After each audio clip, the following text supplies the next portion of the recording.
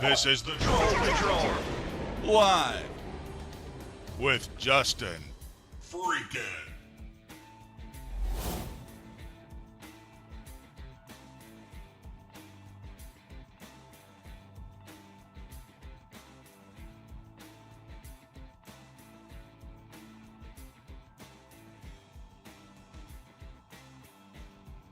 Well, I have no clue why it turned off my microphone, but it did. Welcome to the Troll Patrol Live. It's a freaking Wednesday. Resonate, Spider Pickle, Clinically, Tones, good evening. I was really hoping, I probably should have done a mic check, but I was running a little behind actually. Sky Comet, good evening. My poor Soxy boy. He's over here in the corner. He has thrown up. He's not feeling very good. So I've actually been taking care of him. I wonder if there's something wrong with their food or something, because all three of them have thrown up in like just a matter of hours. But Socks threw up really bad, and he is not feeling good. It's Sky Comet. Good evening. Libertad is going to be incredibly happy when we get to your scat story. But before that, we've got to cover a lot more Republican shit smearing. The Republicans have nominated Steve Scalise to be the Speaker of the House, but if you'll notice, we're not watching a floor vote right now because he ain't got the votes to be Speaker of the House. We're going to see how that works out. Trump is speaking right now in Iowa, and we're going to take that speech if he's still... There's Libertad. If he's still speaking, we're going to take a little bit of his speech. I'm not sure if he's still speaking or not. Yep, he is. So we'll put that up here in just a second. Old Trumpy boy.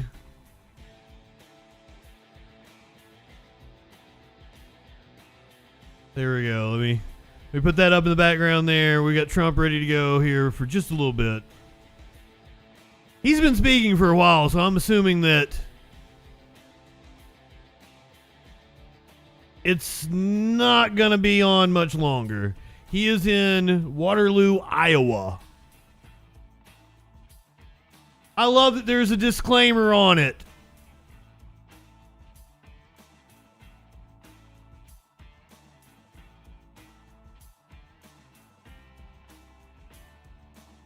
What is the most American pizza topping you can think of? What is the most American pizza topping you can think of? And that's the pizza topping I'm going to show you here later on in the show. I cannot wait till I tell you what happened between Sean Fain and the executives at Ford. So, UAW strike hits a Ford plant in Kentucky, but just a few minutes ago, an insider from Ford gave a comment, and you guys are going to love it. A pro-Nazi candidate in Tennessee got trolled. Got trolled when... they bought the wrong website. Somebody bought the actual website that they wanted, and you'll see what happened after that. We're talking about Sister Helen Prejean,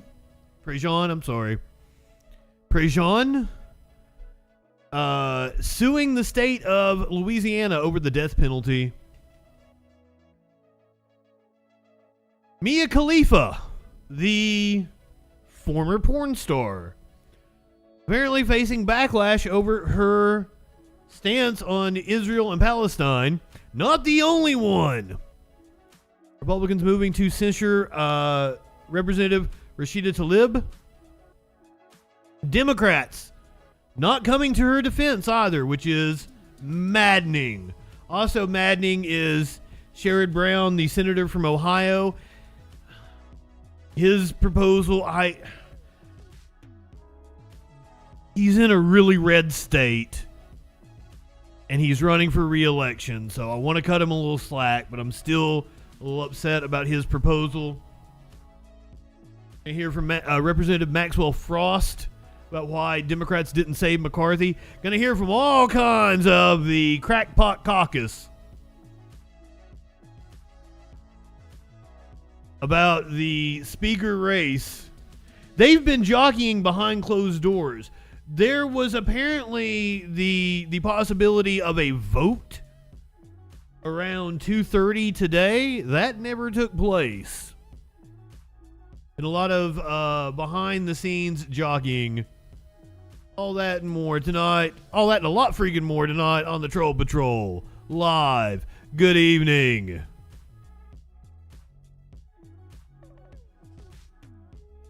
Let me give you your meme of the day. Always try to have memes that relate to something we're going to be talking about later on in the show. When we get to the bullshit section, you're going to see what we're talking about. This is a Seinfeld meme. Robert F. Kennedy Jr.'s here? Junior?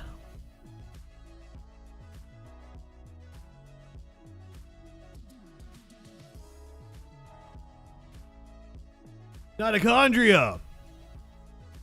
Good evening, my friend. I make a lot of bad jokes too. I apologize. But I'm on for like 2 or 3 hours a day.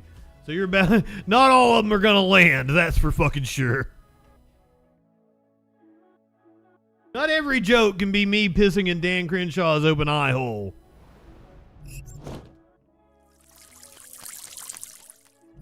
Give me that eye pussy, sir.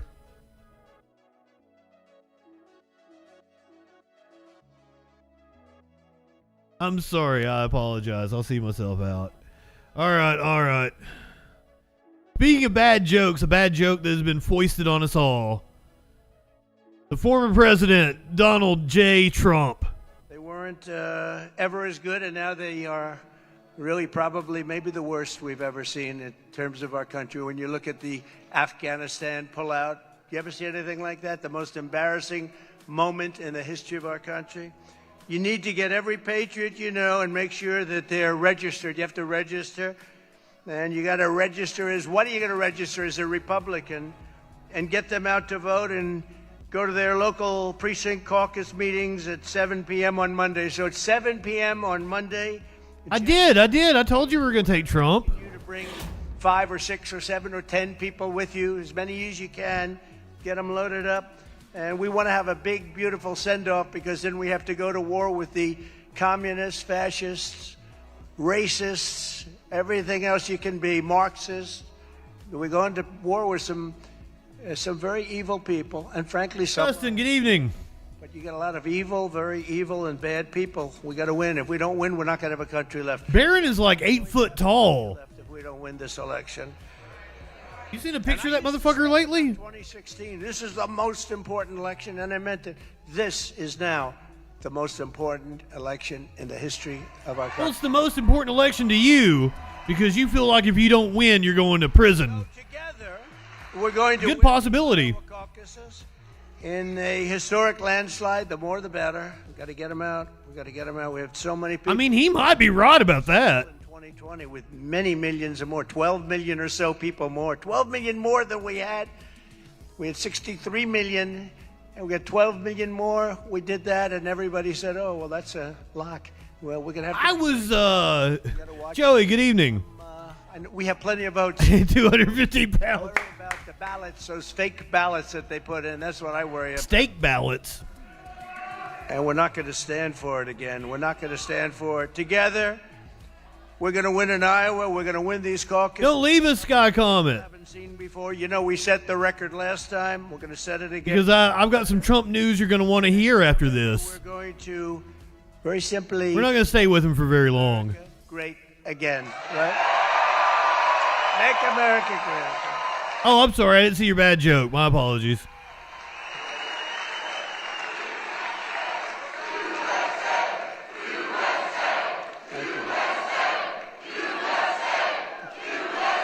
Thank you.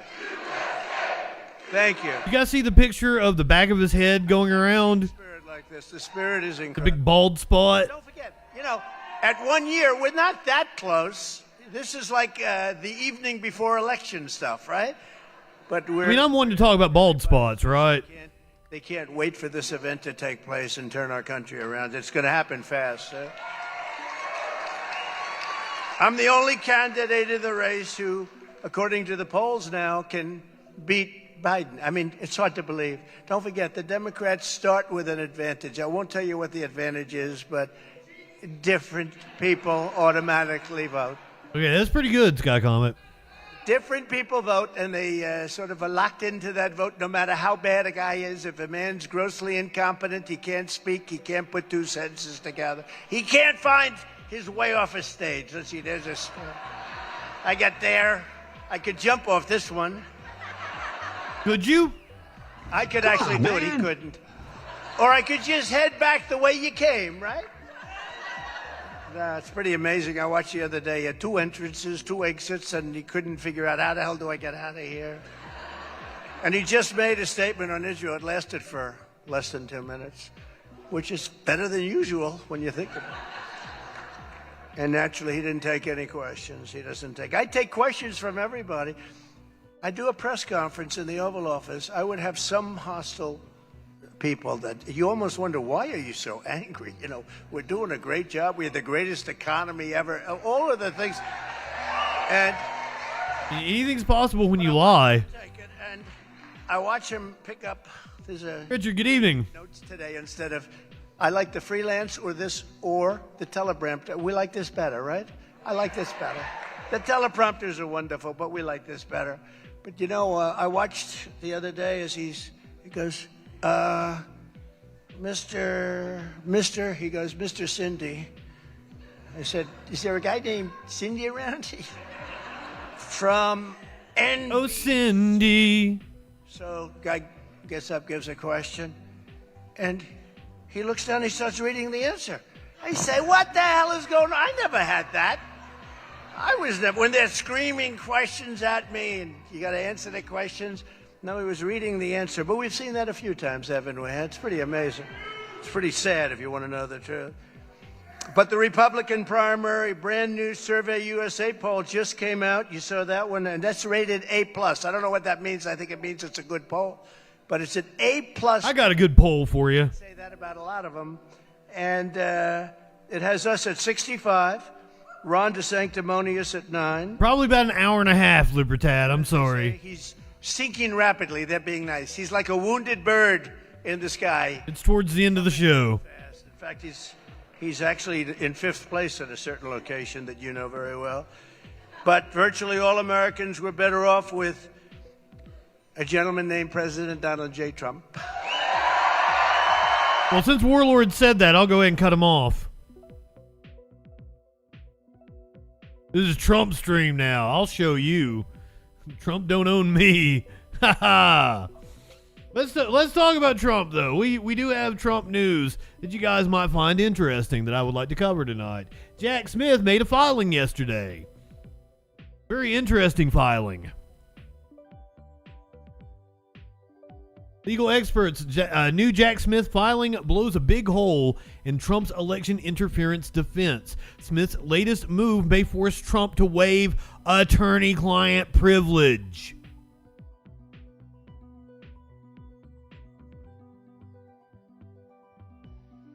Federal prosecutors requested that a judge compel former President Donald Trump to disclose several months before his trial for alleged attempts to overturn the 2020 election whether he plans to mount a defense centered on blaming his lawyers for giving him poor legal advice. The prosecutors filed a motion to Judge Tanya Chutkan to direct Trump to inform them by December 18th if he plans to employ the advice of counsel defense, a strategy which involves blaming his former legal team for providing poor advice.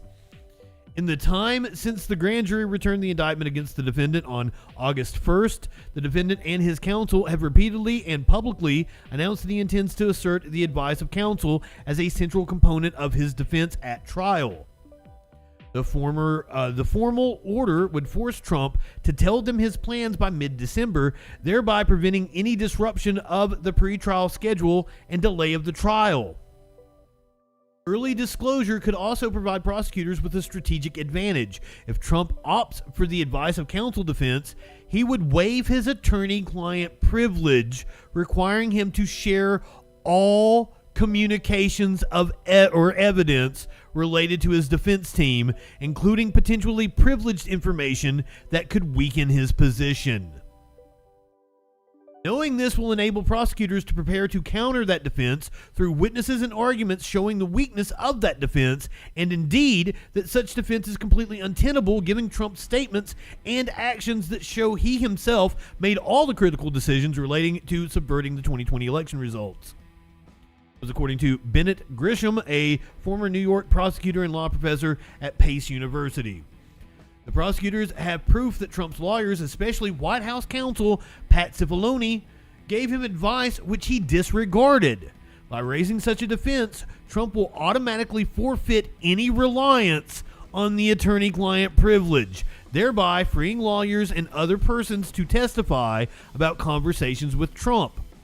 But it's questionable whether Trump could even assert the advice of counsel defense unless he testified. This is according to Stephen Gillers, a professor of legal ethics at New York University School of Law.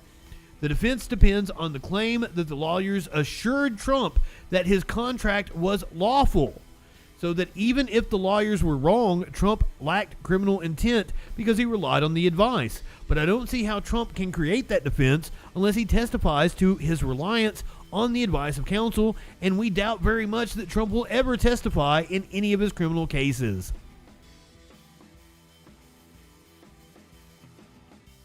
These nuts. Lawyers have played a central role in the election interference case since prosecutors initiated grand jury subpoenas in the spring of 2022. The Times reported.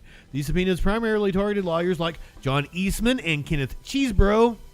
Chesebro and Sidney Powell both tried again today to get their cases dismissed in Fulton County.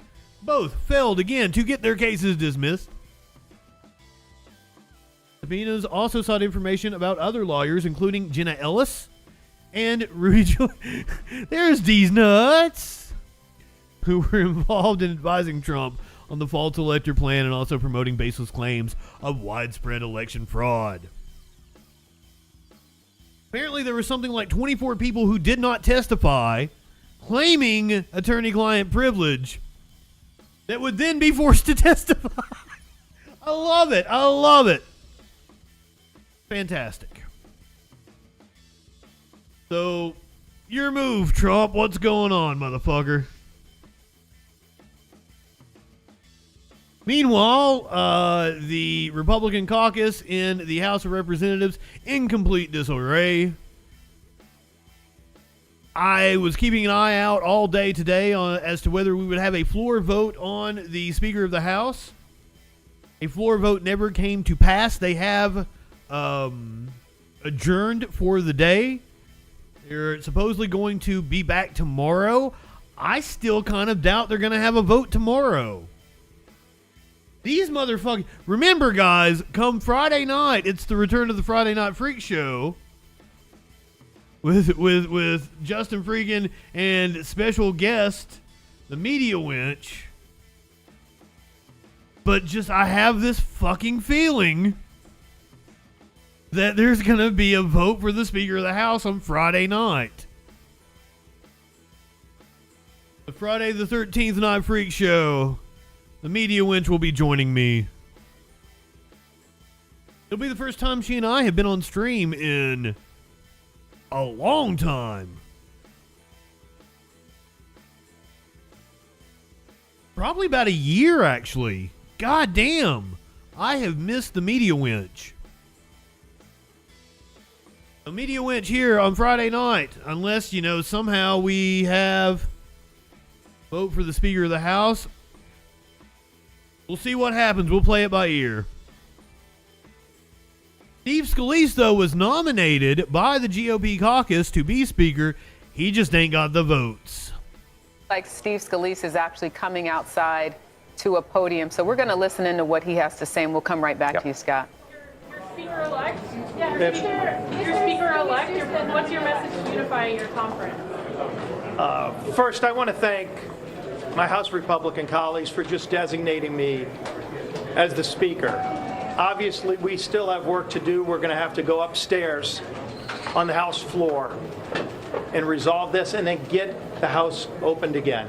We have a lot of work to do, not just in the House for the people of this country, but we see how dangerous of a world it is and how things can change so quickly.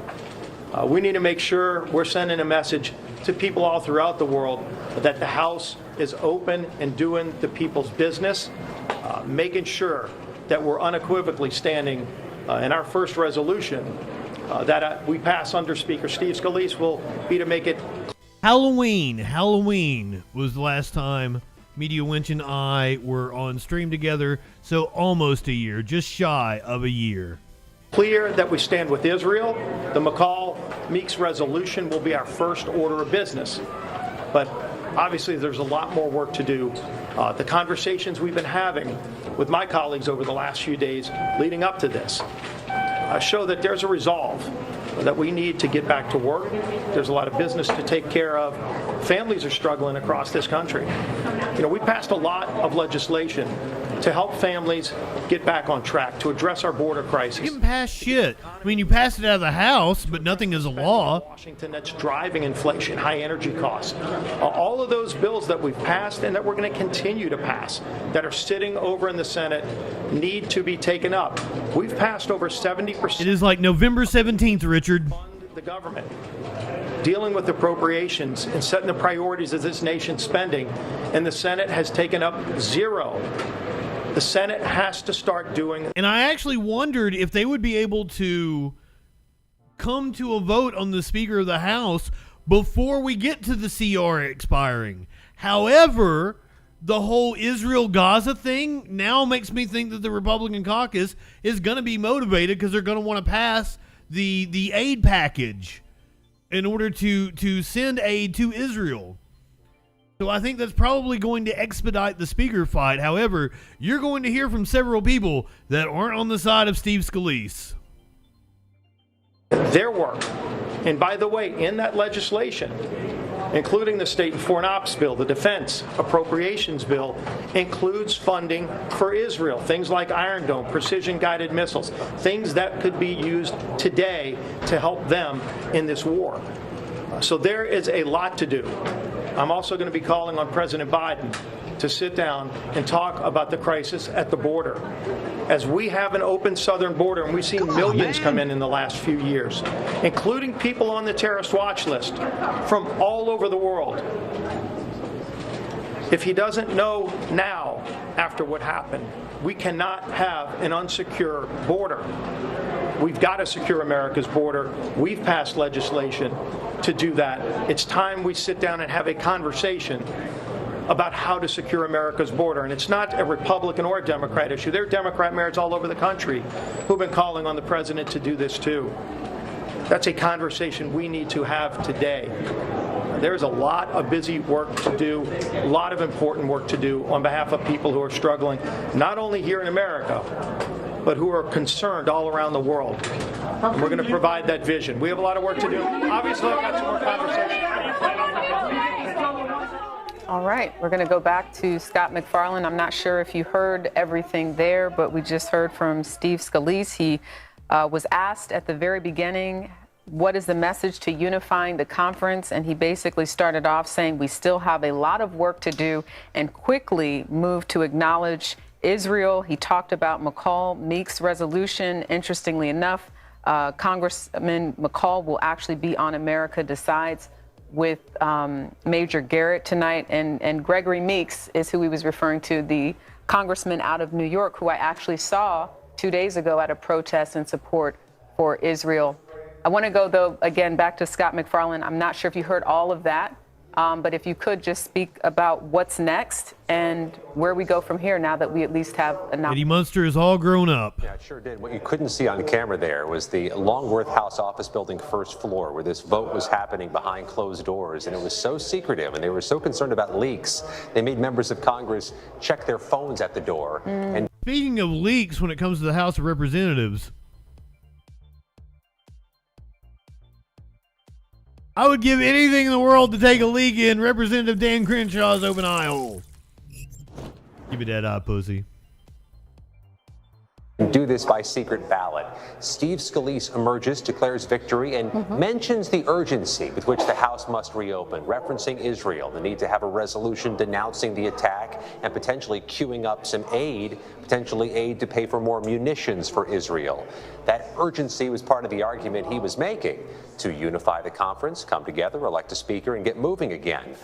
But it's not clear he's unified the conference. I talked to several members of the House as they... It was forced, I'm sorry. Including a couple supporters of Jim Jordan who said they see myself out. What's going to happen when they open the House floor and have this vote. They know it could happen as early as late this afternoon. And what happens next could be in the hands of a handful of House Republicans. Doesn't that sound familiar? Where you could have a few defectors who can muddle a speaker's vote. And if there's any number above 4 House Republicans who choose not to vote for Steve Scalise on the floor for any number of reasons, it means there won't be a House Speaker elected on that ballot. So that's the prospect that faces us as we begin the afternoon here in Washington. A historic moment. There's never been an ousting of a sitting House Speaker by members. And now there's going to be a replacement vote, which is unpredictable, to put it mildly. You know, Scott, I thought it was interesting to see how Scalise came out and claimed that victory, owned the space, and was acting as though the vote has already happened that made him speaker. We even heard one of the reporters call him speaker-elect. But as you mentioned before we heard from him, he still has a long way to go to make that happen. Not only challenges from Jim Jordan, but right before we went over to Congressman Scalise, you were saying that there's still supporters for McCarthy who are trying to encourage a comeback on his part? Yes, when this meeting ended, there were still people talking about Kevin McCarthy. I mean, there's a number of loyal Kevin McCarthy supporters who feel burned by what happened 1 week and 1 day ago here when he was ousted by a small faction of House Republicans. These members not only would like to see Kevin McCarthy still in the position of Speaker, they'd like to see something punitive against those Republicans who helped evict him from the seat. That being said, it's just a lack of clarity where those members stand. They were not getting behind Steve Scalise or Jim Jordan. They were just pining for the days of Kevin McCarthy. That would include one House Republican from I wouldn't doubt it takes 20 votes. District to former Speaker McCarthy. It seems like they're trying to get on the same page before they actually have a House vote.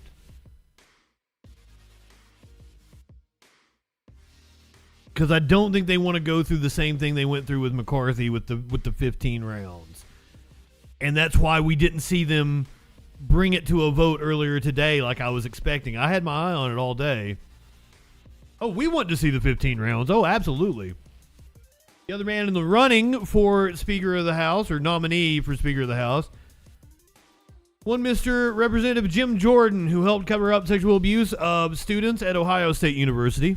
Be supporting Steve Scalise? Yes, I encourage colleagues to do so. I think it's important we come together, and I've offered to nominate Steve on the House floor. What will you say to the, maybe handful of members that are still wanting to vote for you on the floor? It's a critical time for the House of Representatives to get back in session, to have a Speaker of the House.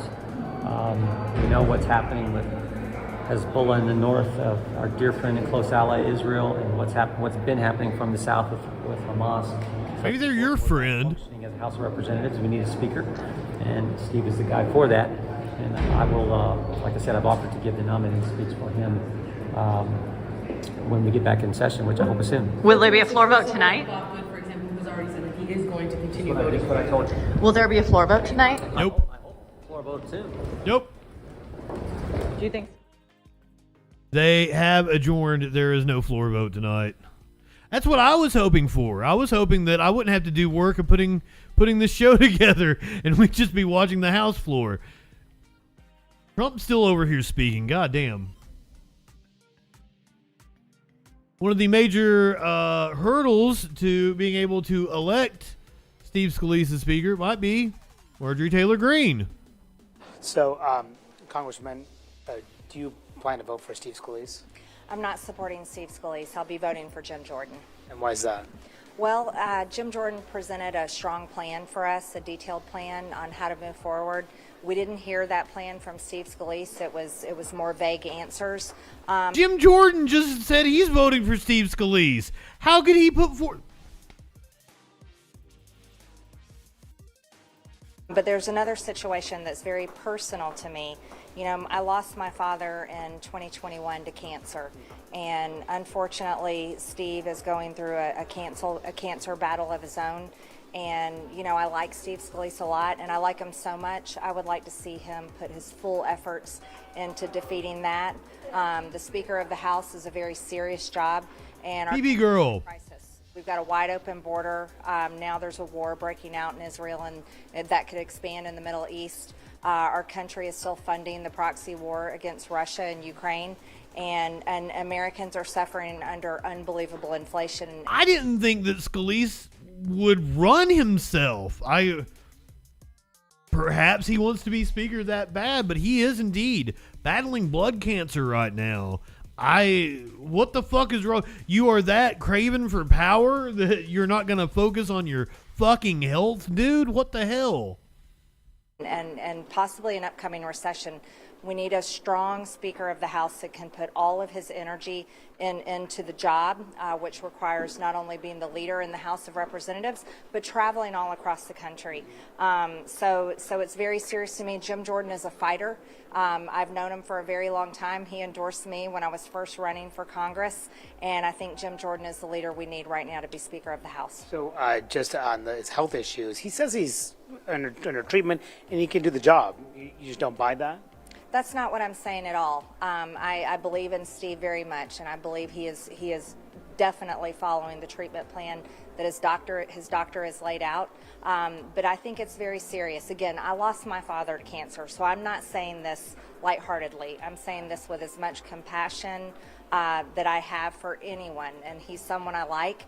And Jim Jordan is someone that I believe in, that can lead this fight and lead our conference and be a great Speaker of the House. Is there anything that Scalise can offer to get your votes? Concessions, the way that Kevin McCarthy did back in January to get other votes?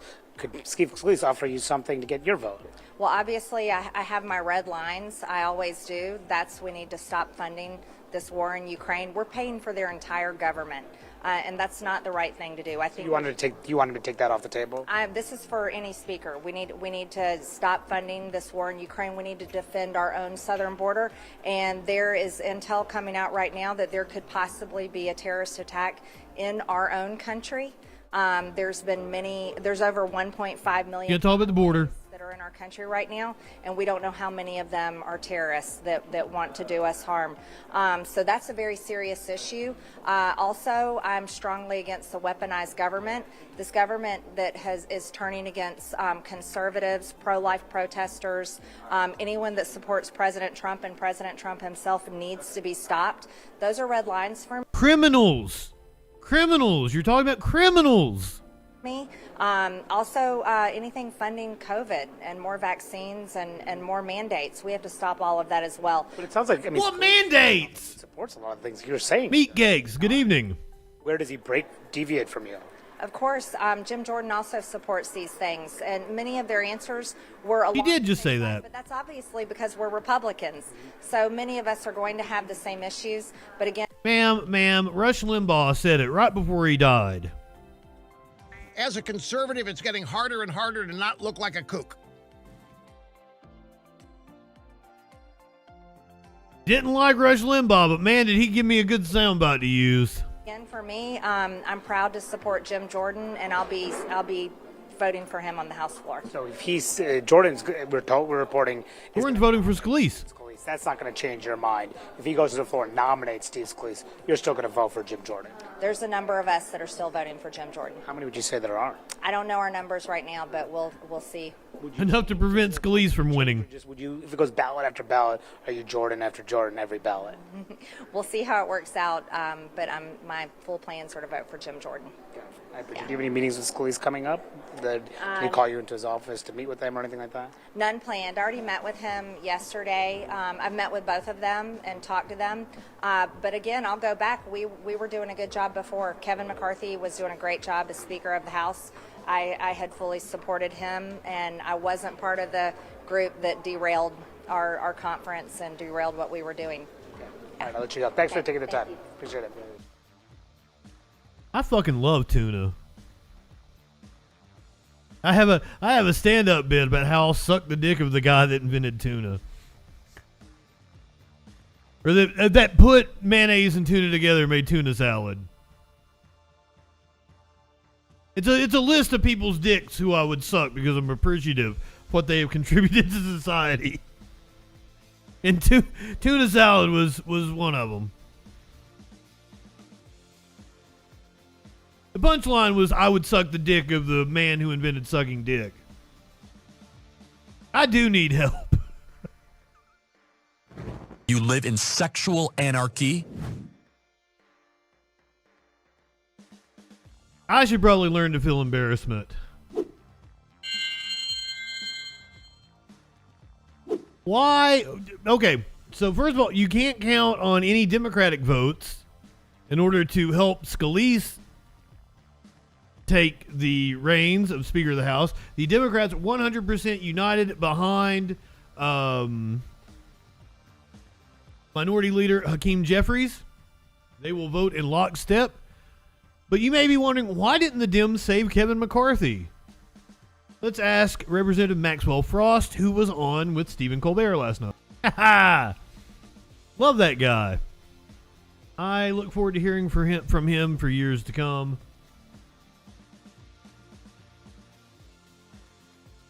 Now, unfortunately,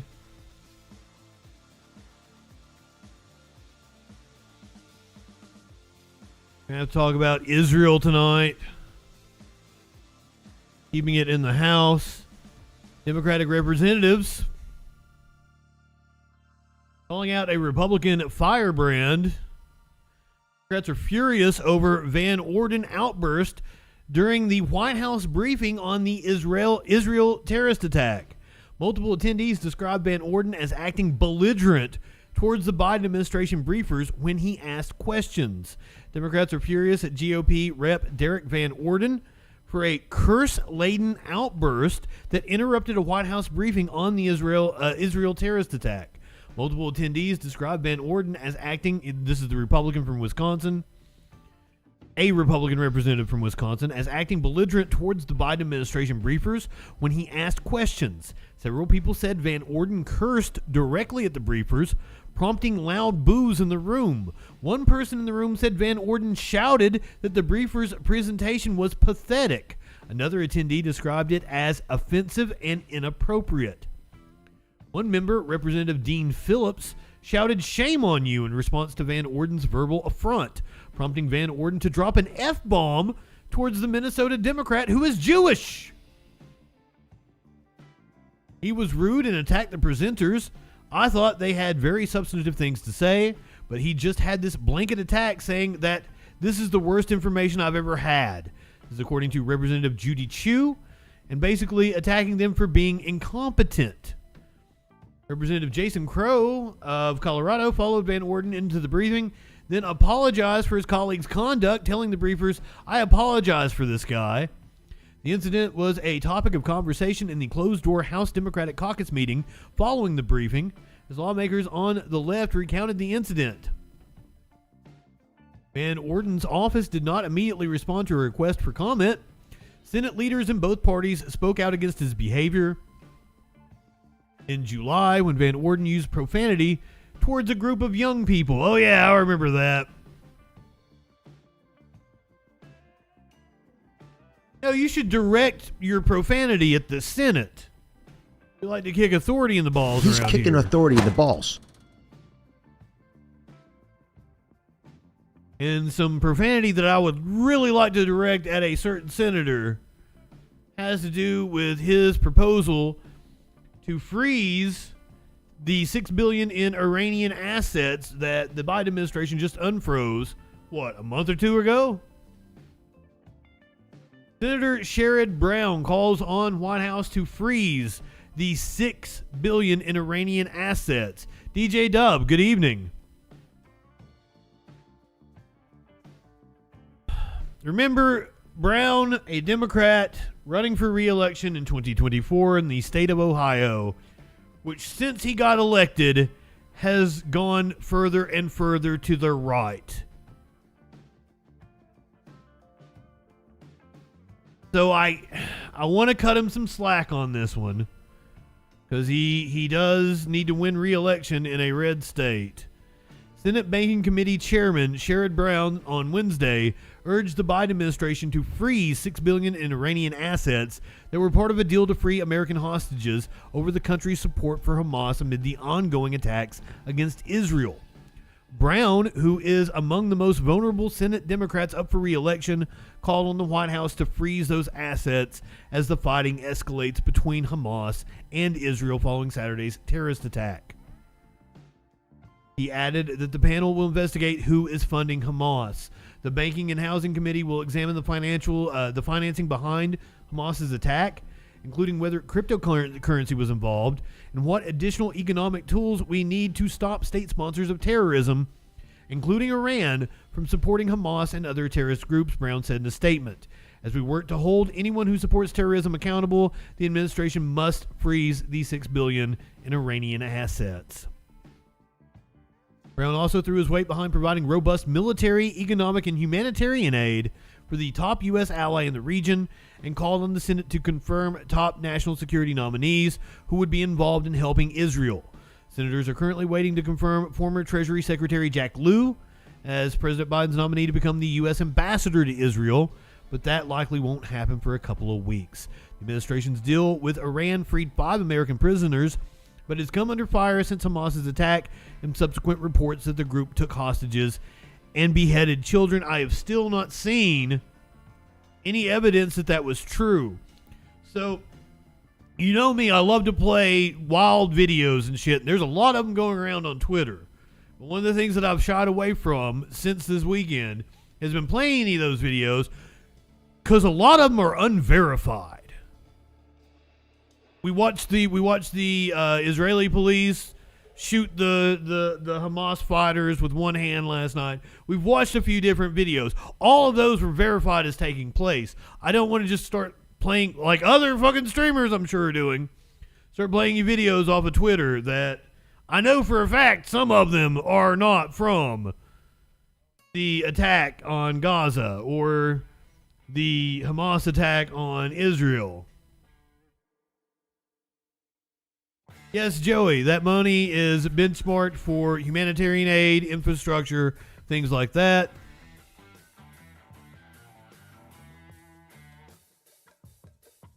It's DJ Dub, like your vote in 2024 for president.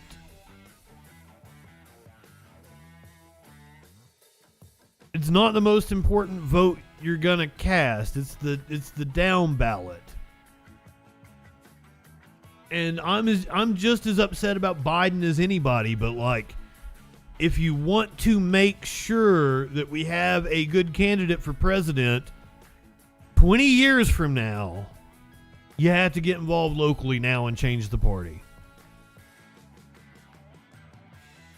The machinations that put Biden in the position to be the president took place 20 fucking years ago, 30 years ago. Coalitions he built and the tact that the party took, all those decisions were made at the local level years and years and years ago. And that's a lot of people, they think that you can vote for president once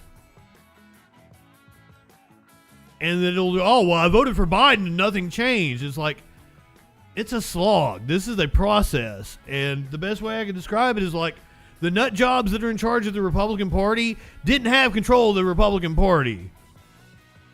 They were the fringe back in the 70s, and they have taken control since. And you can go back and see the Birch Society, the Federalist Society, all the The Bircher movement. That's not the Birch Society, is it? Have I seen RFK shirtless? How are you gonna ask me that? Were you not here for the meme of the... Where is my meme? Oh, there it is.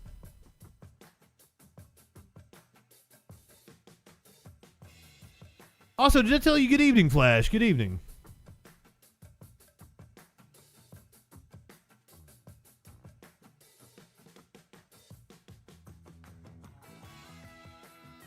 Not going to be the last time we talk about Jerry Seinfeld tonight either.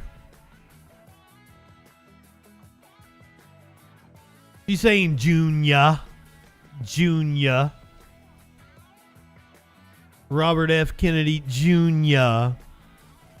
If you go, okay, like perhaps for those of you who aren't Seinfeld fans, the episode is her lusting after John F. Kennedy Jr.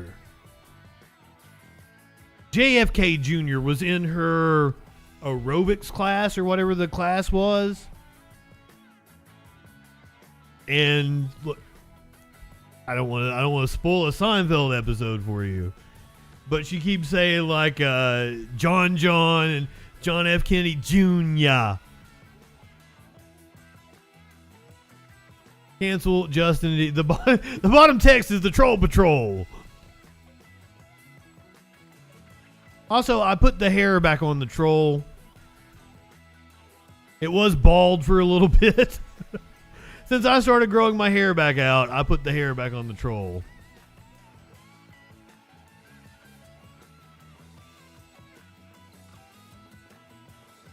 While Senator Sherrod Brown not having the best take on the Israel-Palestinian conflict,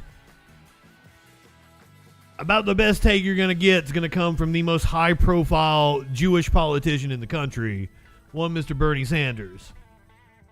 Sanders calls Israel's siege of Gaza a serious violation of international law. The targeting of civilians is a war crime, no matter who does it. So thank you, sir. Nobody's going to care. All these evangelical Christians that are Zionists aren't going to care that one of the most high profile, the highest ranking Jewish politician in the country is on the side of human rights. Senator Bernie Sanders slammed the Israeli government on Wednesday, accusing the country of violating international law after Israeli leaders said they would cut electricity and deny food to Gaza in response to the devastating Hamas-led incursion over the weekend that left hundreds of Israeli civilians dead. The targeting of civilians is a war crime, no matter who does it. Israel's blanket denial of food, water, and other necessities to Gaza is a serious violation of international law and will do nothing but harm innocent civilians. Israeli Defense Minister Yoav Gallant said on Monday that Israel planned to launch a complete siege of Gaza, where more than 2 million people live, in the wake of the deadly attack on Saturday morning. U.S. leaders quickly rushed to Israel's side in the wake of the attack. In a speech hours after Hamas launched its initial assault, President Joe Biden repeatedly declared that the U.S. stands with Israel and will never fail to have their back. On Tuesday, Biden doubled down on that message. We listened to that last night, railing against sheer evil.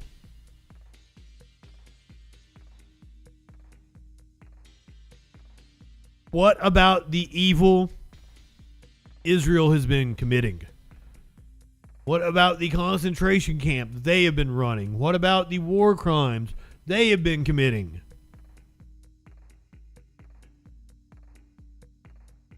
Meanwhile, the representative in the Republican caucus wanting to introduce a resolution to censure Representative Rashida Tlaib.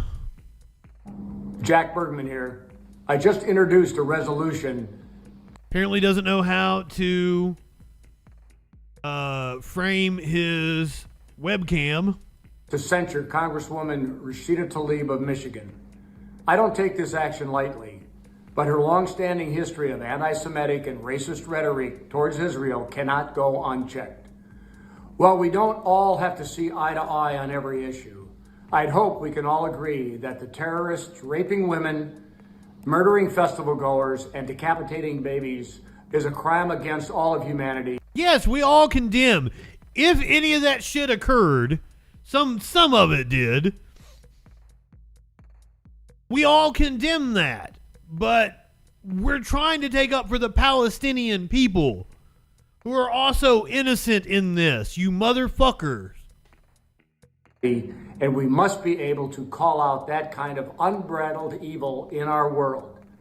Unfortunately, Congresswoman Tlaib chose a different path and justified the terrorist actions based on so-called Israeli occupation. We must never forget that Israel was founded. So apparently the IDF is saying, yeah, we're not going to back up that statement. IDF says it won't back up its claim that Hamas decapitated babies in Israel because it would be disrespectful to the dead. So the IDF made the statement, but they're not willing to back up the claims. The IDF said it won't investigate its claim that Hamas killed and decapitated babies. Spokesperson said that testimonies provided by soldiers were sufficient evidence. He said that it would be disrespectful to the dead to comment on the conditions of the corpses.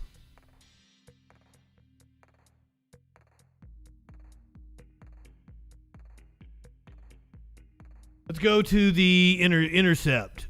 So they published this some 4 hours ago. Beheaded babies report spread wide and fast, but Israeli military won't confirm it. Same thing. It's been about 4 days since this incredible and tragic escalation of violence, and the level of misinformation, even disinformation, seems near unprecedented. The IDF could not confirm a horrific claim that Hamas beheaded babies during a weekend assault. Despite the IDF's inability to confirm the report, Prime Minister Benjamin Netanyahu spokesman Tal Henrik repeated it on Wednesday, a window into how unverified reports become part of the historical record.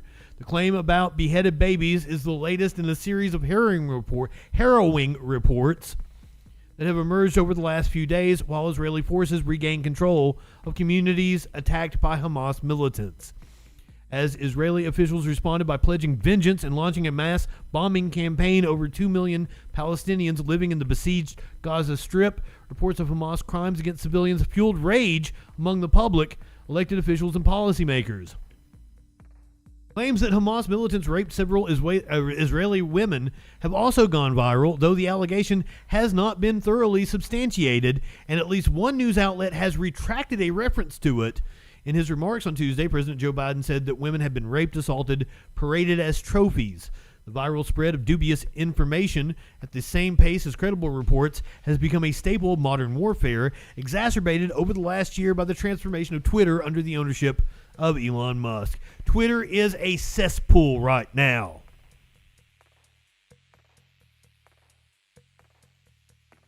That's also possible. They want to say that they didn't confirm it if it gets disproven.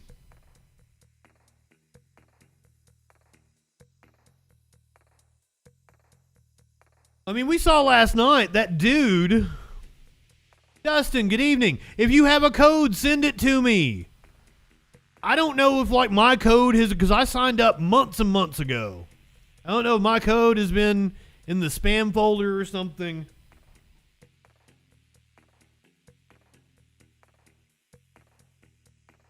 Hit me up on the Discord or something. Or is there a whisper feature on the Kick? I don't even know. But anyway, the Republicans wanting to censure WAFU, Representative Rashida Tlaib. Actions based on so-called Israeli occupation. We must never forget that Israel was founded as a safe haven for Jews after the scourge of anti-Semitism in Europe led to extermination of more than 6 million Jews. Hamas. But you're leaving out the part where you displaced a whole bunch of Palestinians from their home. You understand that, right? Question marks. Good evening. Discord should be down in the description. Always leaving out proper context. I hate that. Hezbollah and other terrorist organizations operating within Gaza and the West Bank share one goal: to eliminate the state of Israel. I will always stand with Israel, and I will never waver in supporting its right to self-defense. I got codes. Different area codes. Oh, can't rhyme codes with codes. You know, the shittiest part about this is that the Democrats aren't going to defend. Am I fucking...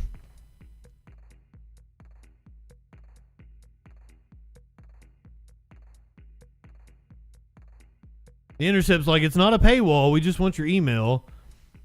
Thought I already fucking signed up, Intercept. Liv and Bush called to end violence in Israel and Gaza. Then fellow Democrats attacked. Representatives Rashida Tlaib and Cori Bush called for a ceasefire and were attacked by AIPAC-aligned centrists. Democratic leadership stayed silent. The only Palestinian-American member of Congress is under attack from her Democratic colleagues after she issued a statement that condemned a heartbreaking cycle of violence in Israel and Palestine and called for an end to the Israeli occupation.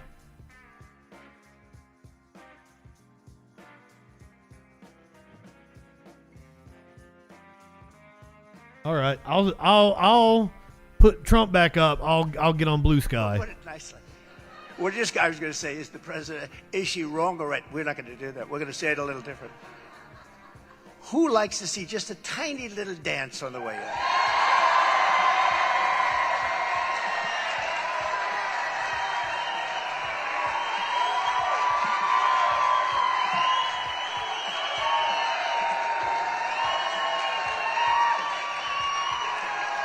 Okay. And you promise you'll vote for me even though This is live in Iowa. By the way, I won't be doing that dance in the right places. You understand that? What? We do that dance because we're actually happy because we see something happening. We're going to turn this country around. That's worthy. That's worthy of dancing. But we're going to stand up to communist China. We'll secure the elections. We'll fully defend our Second Amendment, which is under siege. You know that? 4 years, I didn't do a thing. We didn't touch it. And that was not easy. We will bring back free speech. JustinFREAKIN is on Blue Sky. The Judeo-Christian values of our nation's founding. And just in finishing, and it's Looks exactly like Twitter. It's really fun. It's really fun. You know, when you have love in the room. I have friends that say, how do you do it? How do you get up before a crowd like that? And I got all these maniacs in the back doing with the television, too. You know, that's a lot of people. It's millions of people. How do you do it? And I say, it's easy because there's so much love in these. If you want to follow me on Blue Sky, JustinFREAKIN, just like everywhere else. If there was great TikTok, Twitter, it's much tougher. Instagram, Facebook, JustinFREAKIN. All over the country. There's never been anything like it. There's never been more enthusiasm. Thank you, DJ Dub. Anything like it. Thank you, Richard. We have to hold for 1 year. You guys are awesome. Question marks. I think. Thank you for you got to do it. Throwing out some codes. In January. So on January 15th, it's a Monday. Show up. You got to do that. You got to show up and grab your friends and get in there defeating crooked Joe Biden. I think it's one of the most important things. Can you imagine? Can you imagine this guy with more time? Even having him in there for a year is horrible because the damage he's doing to our country. Sorry, I meant to hit come on, man, not content warning. They're side by side. Thousands and thousands, they're pouring into the country, and they don't do anything about it. And, you know, look, they can't be stupid because anybody that can cheat on elections like that's not stupid. They either are stupid or they hate our country. Because all of these things, no voter ID. Why won't they approve voter ID? We want to have. Why? The only reason they won't approve voter ID is because they want to cheat. There's no other reason. You know, the Democrat National No. the last one, they had IDs that were so big. I think I used your code, Richard. It was sort of like this. It was like this. It was chained around their necks. Since you dropped it in chat, I used yours. Face, fingerprints, everything. They had everything. But not for voting. We don't want it for voting. If you buy a loaf of bread. I'm sorry, Skycom. You come back, I got Trump back up. No, it's a horrible thing. These. Got a blue sky code, so I signed up for Blue Sky. I put Trump on while we were doing that. Not yet. We're getting there. We're getting there. Almost there. Representative Tlaib released a statement on Sunday, the day after Hamas bulldozed through the barbed wire fence that separates Gaza from Israeli territory and massacred civilians, including attendees at a music festival. Israel responded by bombing Gazan villages and a refugee camp. I grieve the Palestinian and Israeli lives lost yesterday, today, and every day. The failure to recognize the violent reality of living under siege, occupation, and apartheid makes no one safe. We cannot ignore the humanity in each other. As long as our country provides billions in unconditional funding to support the apartheid government, this heartbreaking cycle of violence will continue. And that's why I love this woman. She is absolutely correct. Tlaib's comments drew swift attacks from not only Republicans but also her fellow Democrats, including Representative Josh Gottheimer. Sunday, Gottheimer let loose on Tlaib and Representative Cori Bush, who in a statement on Saturday said she mourned the Israeli and Palestinian lives lost, calling for a ceasefire as well as an end to Israeli military occupation and apartheid. It sickens me that while Israelis clean the blood of their family members shot in their homes, Gottheimer told Jewish Insider they believe Congress should strip U.S. funding to our Democratic ally and allow innocent civilians to suffer.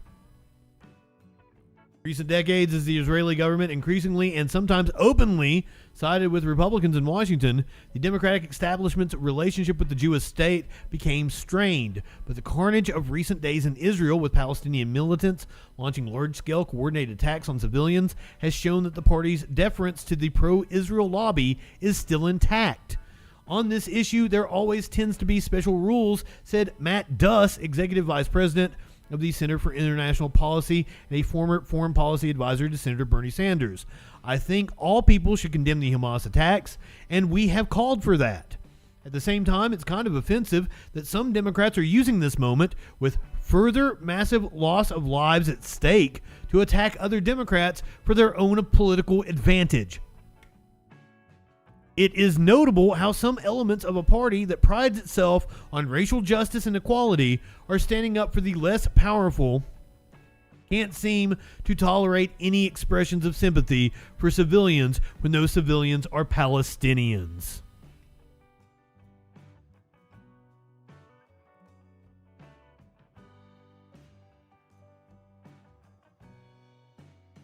And it is apparently not just politicians facing backlash from their stance. Even porn stars aren't immune. Mia Khalifa dropped from Playboy podcasting deal after Israel-Palestine comments. Mia Khalifa has... I don't need to show you guys a picture. You know who she is, right? You dirty pervs. You live in sexual anarchy? Mia Khalifa has been reportedly released from her podcasting contract with Playboy after sharing her stance on the Israel-Hamas conflict. Yes, we know what happened. What was her statement? Khalifa, a media personality and former adult content creator, had been a content creator for Playboy, which launched its OnlyFans-esque digital creator platform in March.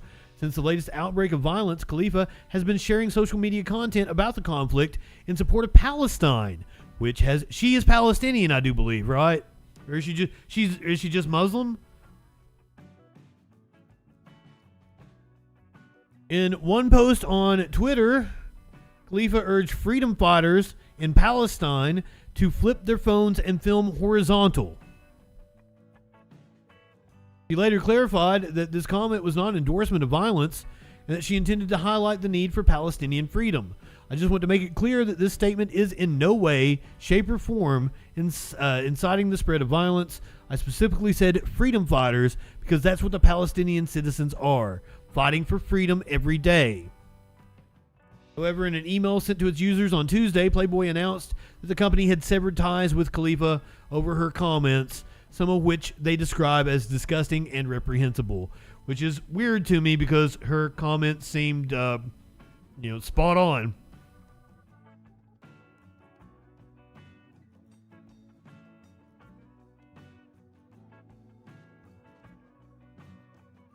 So, cool. I'm not familiar with her. Didn't she have some, really horrid takes about other things? I mean, she's right on this. And it appears she's got a pot leaf on her necklace, so cool. Get it, girl.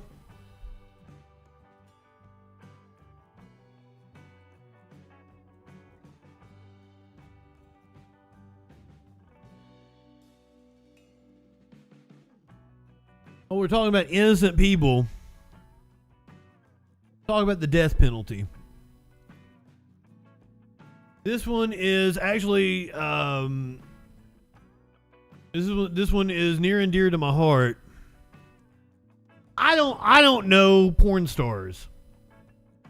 I don't watch professional produced shit. I like amateur stuff. I'm watching people fucking with their cell phones and stuff. That's just me. That's just me.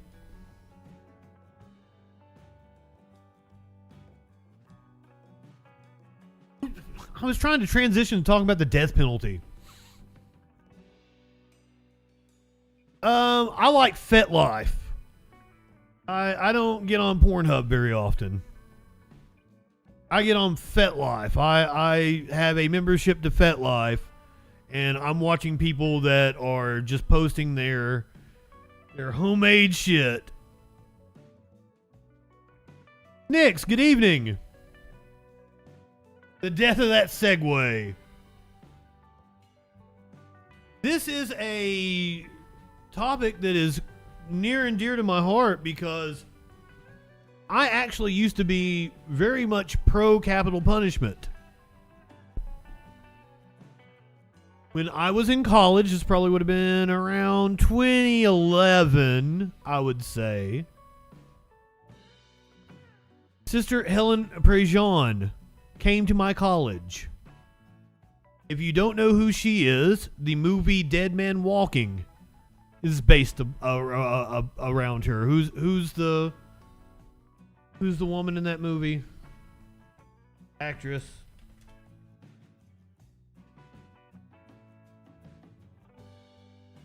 Susan Sarandon.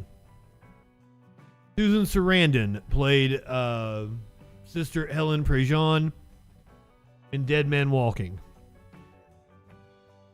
Sister Helen Prejean sues Louisiana officials over secret settlement to slow death penalty appeals. The thing that she said to me that got me to change my position was that 94% of the people on death row couldn't afford an attorney.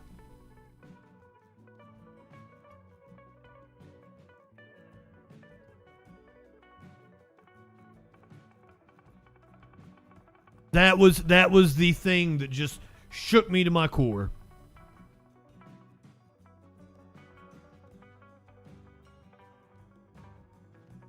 I donate to the Innocence Project every time I get the chance. That's one of my favorite charities. Because, hearing her speak rocked my world. And it was the fact that not even the overwhelming majority, well over 90% of the people on death row could not afford an attorney. So, maybe there is a moral argument to be made for capital punishment, but as long as we're not applying it evenly, and it's poor people that aren't getting proper representation that are being put to death, it is bullshit.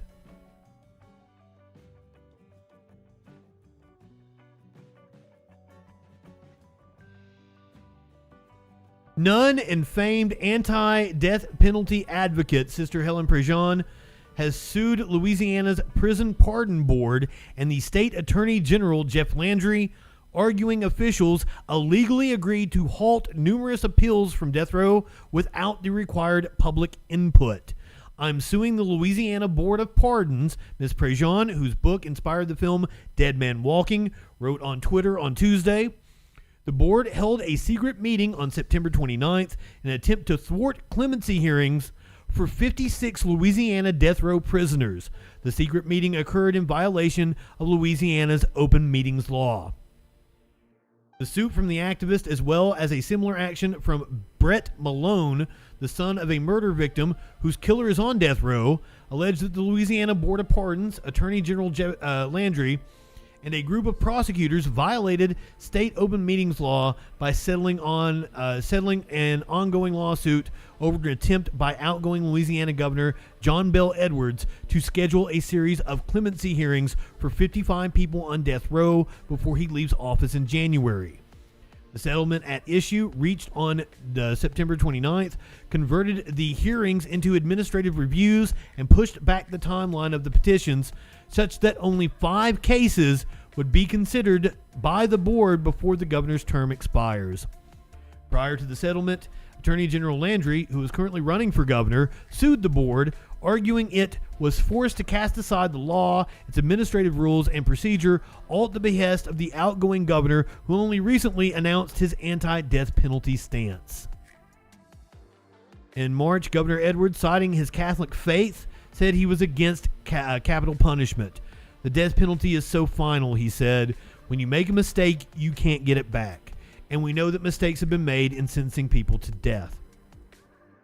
And that's it. That's it. If one innocent person is put to death by the state, that is too fucking many.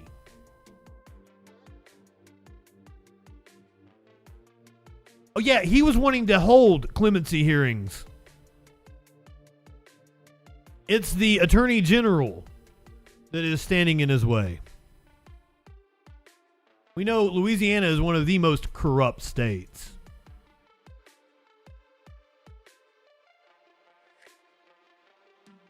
Republicans trying hard to corrupt the state of Wisconsin. We have been watching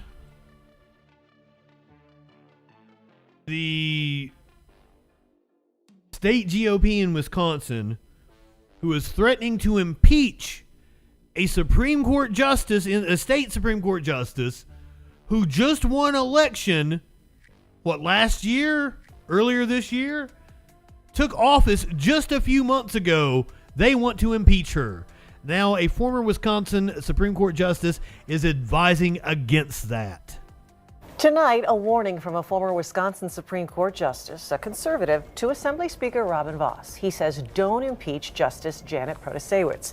12 News political director Matt Smith is in the newsroom tonight, and Matt, Vos was seeking Prosser's advice. Joyce, the former justice telling Republicans tonight political disagreements are no justification for impeachment. Assembly Speaker Robin Vos indicating Republicans could impeach if Justice Protasewicz if she didn't recuse herself from lawsuits involving the state's legislative maps. And tonight, she won't. Tonight, the 4-page letter sent to Assembly Speaker Robin Vos, former Wisconsin Supreme Court Justice David Prosser, a conservative, telling Vos in no uncertain terms there should be no effort to impeach Justice Protasewicz on anything we know now. This court has clear constitutional. Prosser saying Protasewicz has not been accused of any crime, misdemeanor, or corrupt conduct in office. Criteria for impeachment in the state constitution. Well, it's really informal advice. I know that the left has tried to make it into some kind of causal evidence. Vos Thursday with WKOW TV in Madison just before receiving Prosser's letter and just before Justice Protasewicz would issue her order refusing to recuse herself from cases involving the state's legislative maps, which Vos has indicated could trigger impeachment after she called the maps rigged. I wasn't surprised by his response because I think he gets it fundamentally right, that impeachment is this extraordinary measure limited for situations where there's true corruption. Prosser's letter was first obtained by American Oversight, a liberal watchdog group that is suing over the matter, and advice Voss is seeking from a group of former justices, which appear to be Prosser and former Justice Patience Rogensack. I'm calling you about a matter that I thought we were going to look at together. Voicemails also obtained from Rogensack to Prosser describing the nature of the group, Voss arguing in court it is not a formal legislative panel. Whatever we are is not a governmental body. You know, we're just ad hoc people who have an interest in what's going on. The question now tonight whether Republicans will still consider moving impeachment. State Senate President Chris Kapenga Sunday on Upfront. Do you back that effort as well? I haven't seen their reasoning behind that. If that comes up, then I'd have to look at the evidence provided. Okay, Matt, with all these developments... That was the Senate president. Joyce, not specifically addressing what may be next. In a statement yesterday, he said the U.S. Supreme Court will have the last word on whether Protasewicz should have recused. Matt Smith reporting from the newsroom tonight. Thank you, Matt. I went to school with Matt Smith. He's a good guy. Really pro-union. Not that Matt Smith, no. Remember, God, was it last week or was it like Sunday night? I think it was Sunday night because John Oliver apparently watched the same video I showed you guys. I've not watched John Oliver from this past week, but apparently the same video I played you guys of Phil Williams on the show on Sunday night, John Oliver also played. So, it was a mayoral candidate in the city of Franklin, which is outside of Nashville, Tennessee. It is the ritzy suburb of Nashville. She had basically bodyguards that were fucking Nazis surrounding her. Well, update on this story. An opponent expertly trolls MAGA mayoral candidate after a spelling gaffe.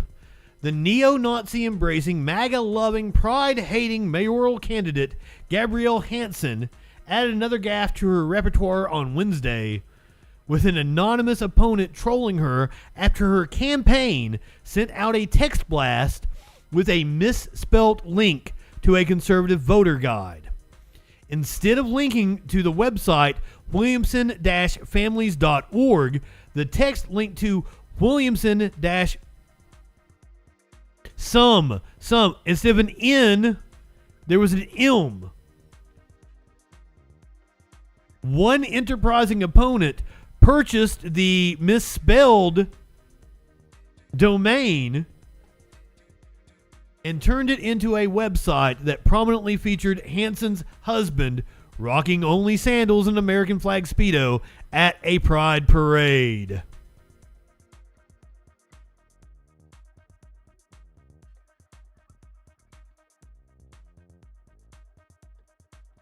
I probably should have put up a content warning.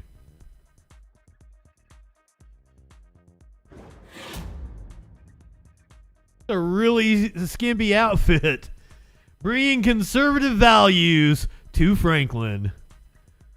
Also linking to the stories about the neo-Nazis. Hell yeah. Oh my God.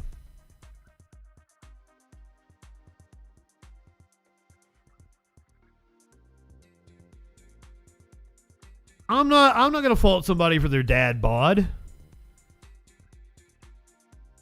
I wouldn't doubt that she's a carpetbagger.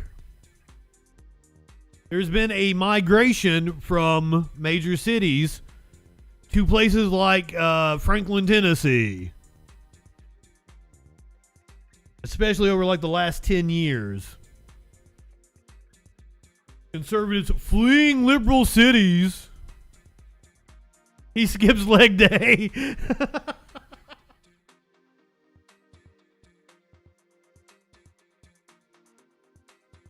Skips leg day indeed. I'm not mocking you for your looks, man. So proud of my husband Tom at our Chicago Pride Festival. This was apparently several years back. This was from 2008. Uncovered Phil Williams. Good on Phil Williams. Also did the reporting that we saw on Sunday. Phil Williams uncovered a 2008 Speedo pic last month. Franklin's mayoral election, which has repeatedly grabbed national headlines for bizarre reasons, will wrap up on October 24th.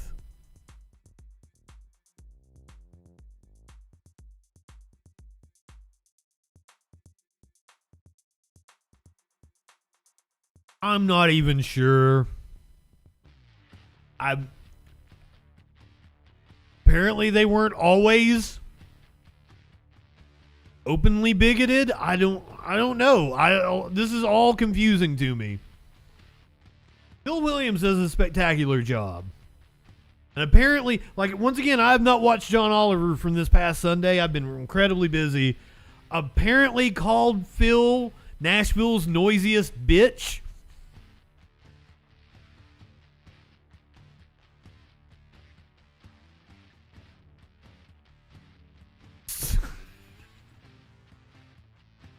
Nashville's noisiest bitch. Which is saying something. It's Nashville. Taylor Swift is from there. Libertad, are you here? Are you ready? Sky Comet, are you here? Everybody's been clamoring for this one tonight.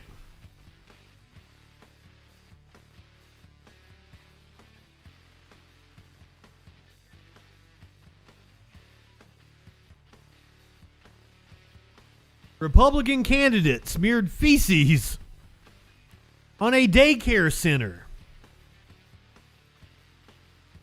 Look at that. Look at that shit-eating grin.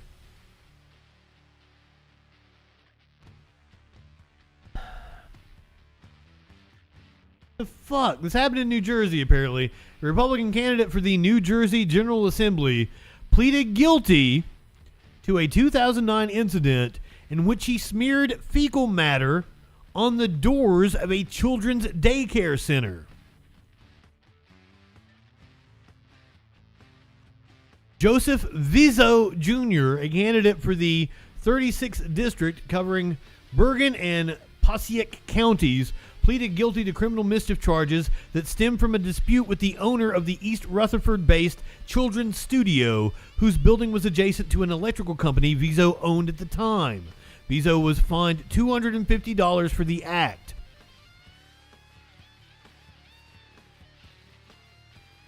Only 200? That seems like a fucking chemical attack. Those people harassed my men every day, Vizo told the Globe.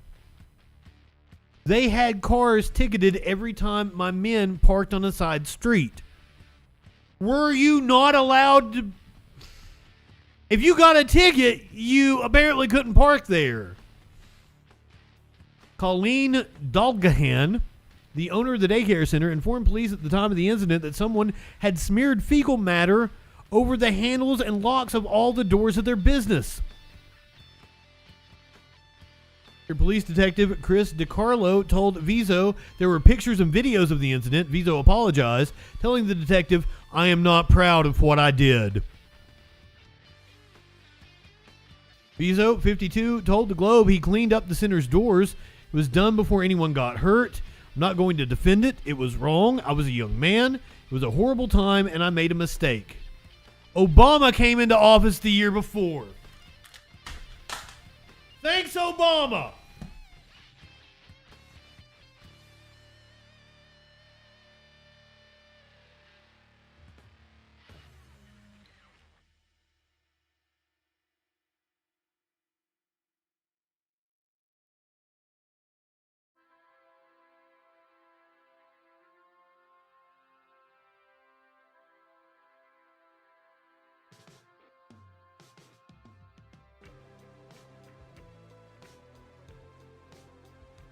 It remains unclear how Obama's presence in the Oval Office was precisely connected to Vizo's motivations for retaliating against a daycare.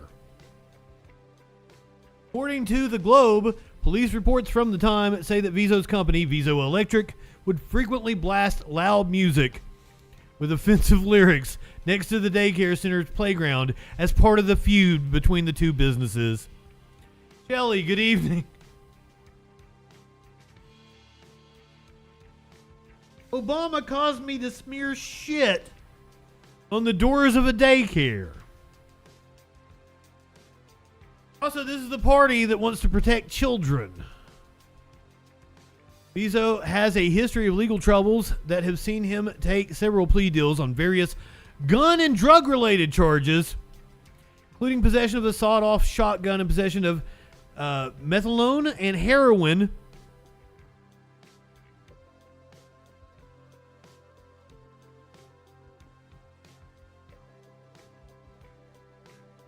Was he on heroin when he blamed Obama?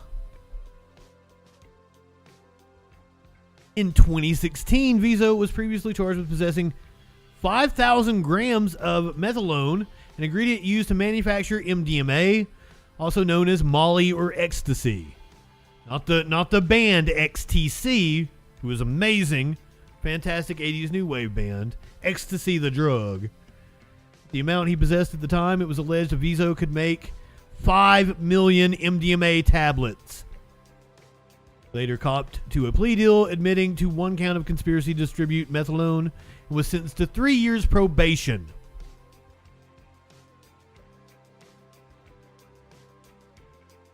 I was sick fighting cancer, and I got myself in trouble. I had to sell my pain medications to pay for my health insurance.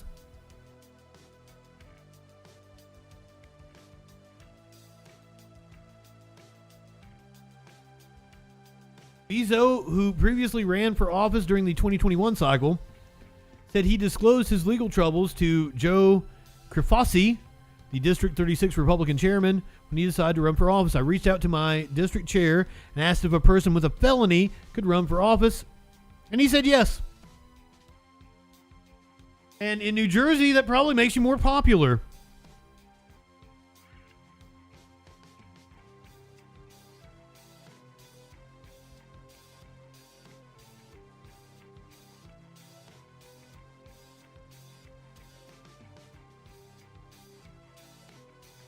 I mean, I guess if you are a virulent racist, Obama coming into office may make you go crazy. Trump is not a felon yet, but he might very well soon be. Speaking of which, you want to check back in with him. He's still speaking in Iowa. If you go in, we're going to hit real hard. And He's been going for a while. Thing.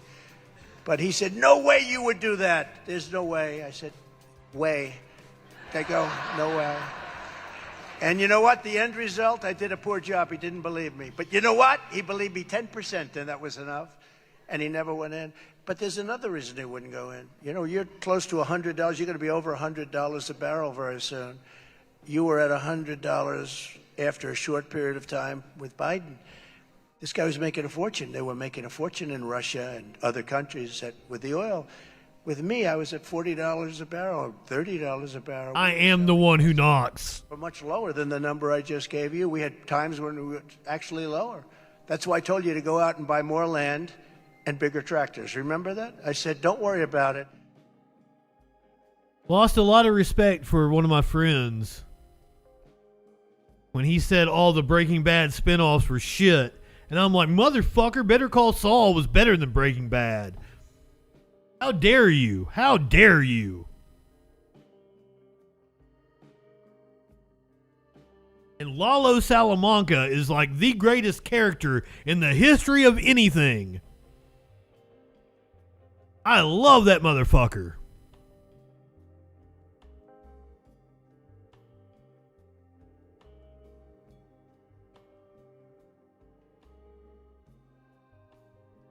If you have not watched Better Call Saul, you absolutely should.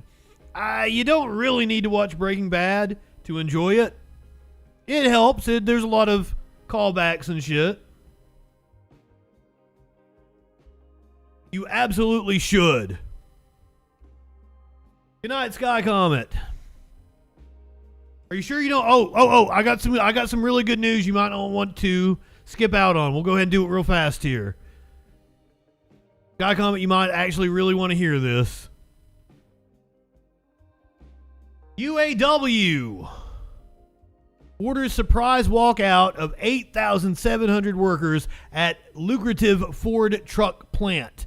In a surprise move, the United Auto Workers on Wednesday sent 8,700 workers at Ford Motor Company's largest and most profitable plant out on strike after claiming the automaker refused to make further movement in bargaining.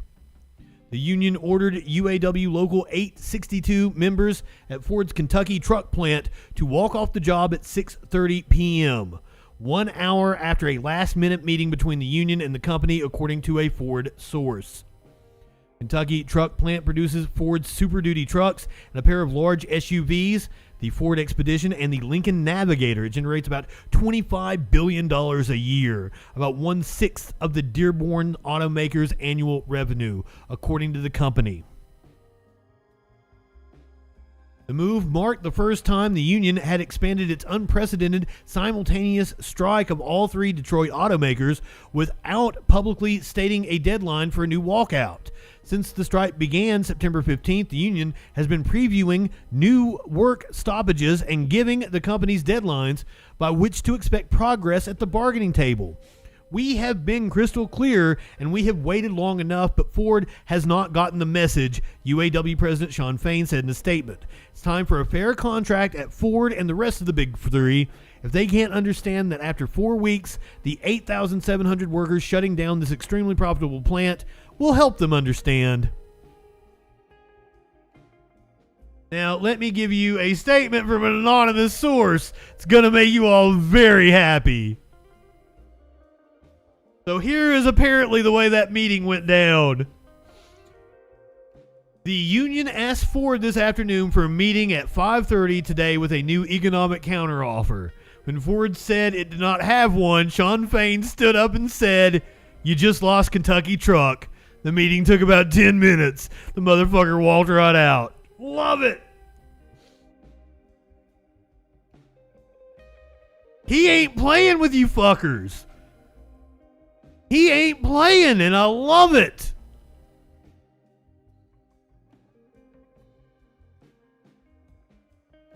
Shawn Fain, the hero we need at this moment in time. Guys, if you guys did not see his shirt the other day, he wore it during a live stream.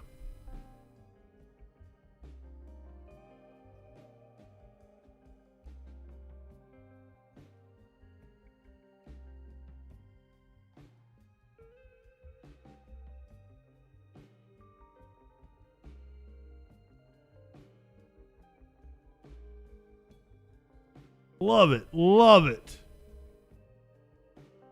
Let's talk about Fain and his tactics here, which have been working incredibly well.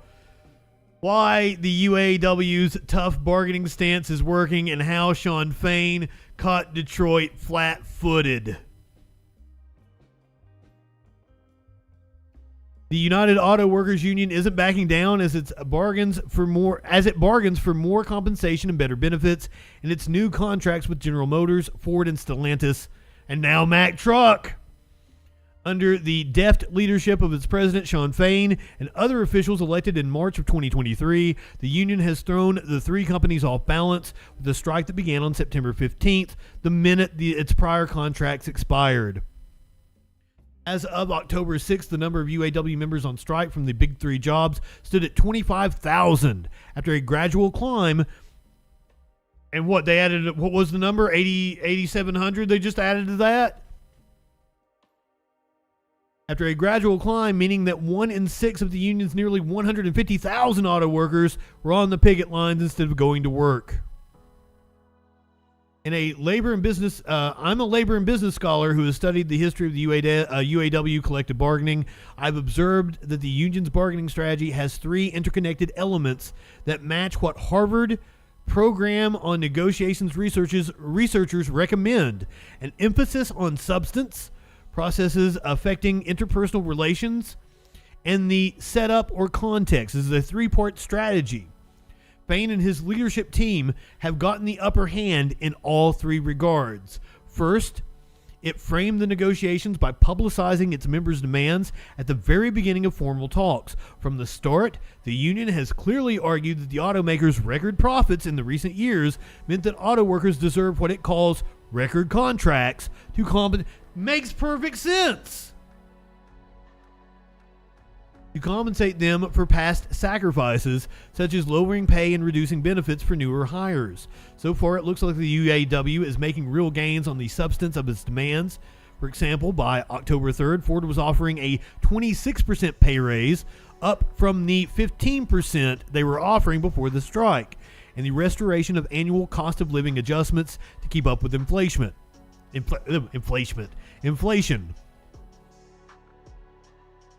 On October 6th, Fain applauded GM's acceptance of a new key union demand that all workers at their electric vehicle battery manufacturing plants have the same working conditions and compensation as those who are making vehicles with internal combustion engines. I see this as a monumental concession that signals to the other companies that it would be advisable for them to follow suit. Second, the union unilaterally changed the bargaining process, starting with its optics. The UAW dispensed with the traditional handshake ceremonies it had previously held with auto executives to kick off contract negotiations. There is no point in having some pomp and circumstance at some big ceremony acting like we're working together when we're not, Fain told reporters in mid-July. Instead of participating in conciliatory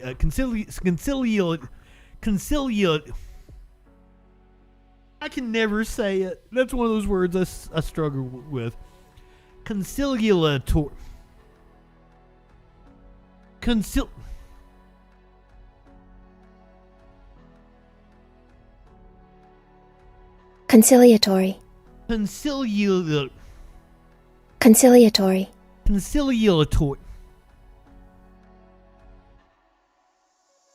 Conciliatory.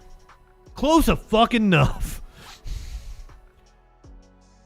Instead of participating in conciliatory, photo ops, leadership held meet and greets with rank and file UAW members at factories belonging to Ford, General Motors, and Stellantis, the global automaker that makes Chrysler, Dodge, and Ram vehicles, where Fain declared that the union was ready to go on strike.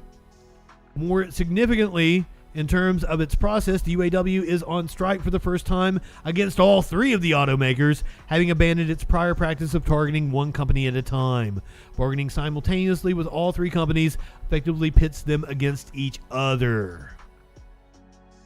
One way Fain is doing that is by expanding picket lines in accordance with the progress or lack thereof in each of the three automakers makes in meetings.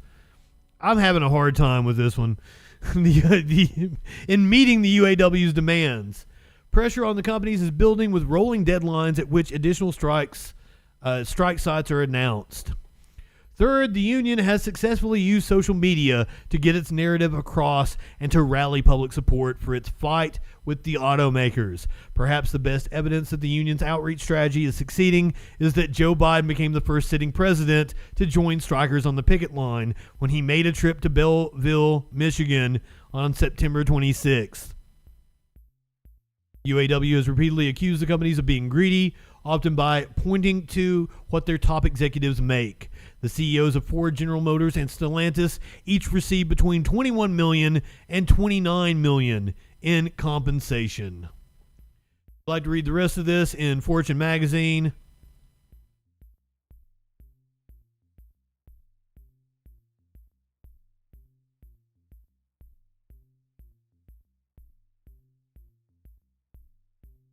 Standing with workers. Solidarity. Trump's still going over here. Got a couple more things to talk about before we get out of here. I asked a question earlier. I posed a question to the chat. What is the most American pizza topping? Anybody have a guess?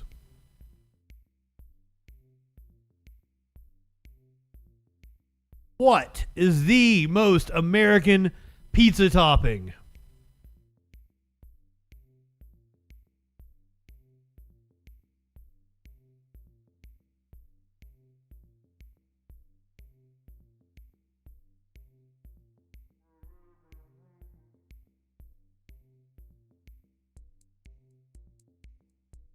Tones, you are wrong. It's a gun.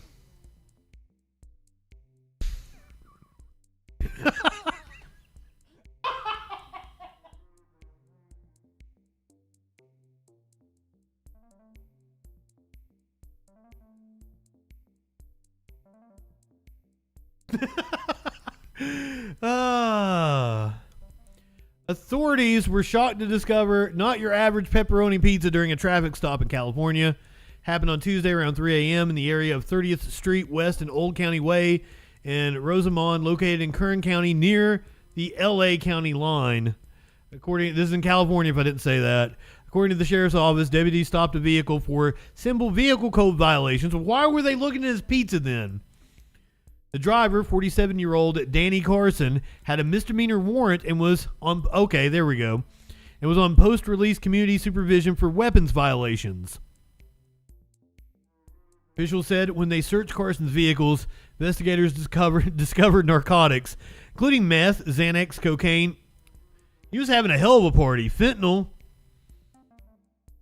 I guess all totaling a combined 1.5 pounds, as well as a sawed-off shotgun and 2 loaded handguns. One of the handguns was concealed on top of a pizza.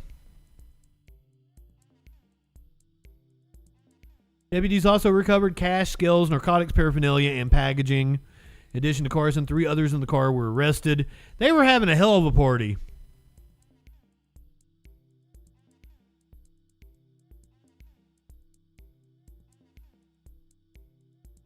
I don't think that pizza looks very good. That's just me. The crust looks a little too fluffy. You got some good browning around the edges.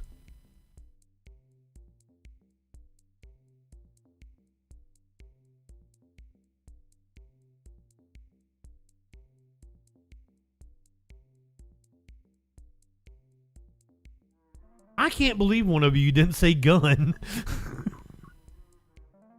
Boy, do I give that a 6.2. Just one bite.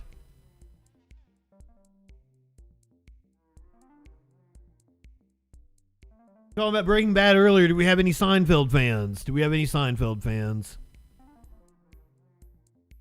I've made mention, Larry Charles is quite possibly my favorite director. He's definitely my favorite TV director.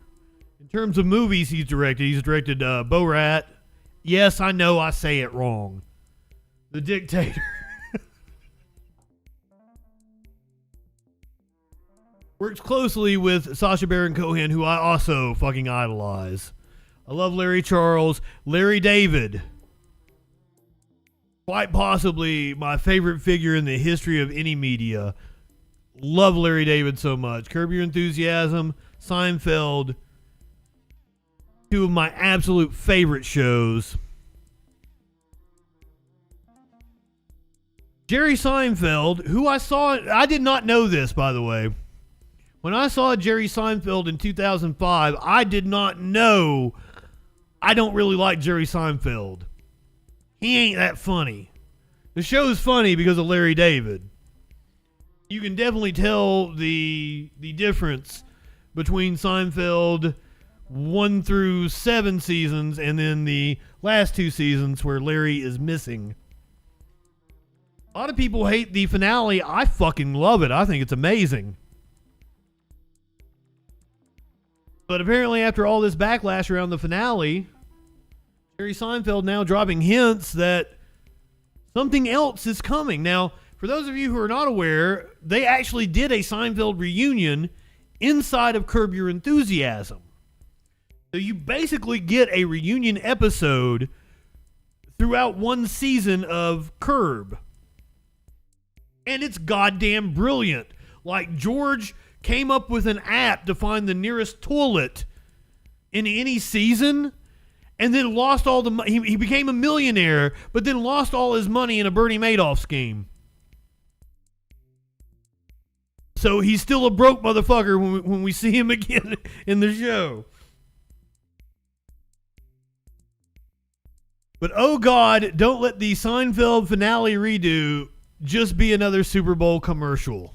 Jerry Seinfeld hinted on Saturday that he and Larry David are working on a secret update to the much maligned series finale of their hit 90s sitcom Seinfeld.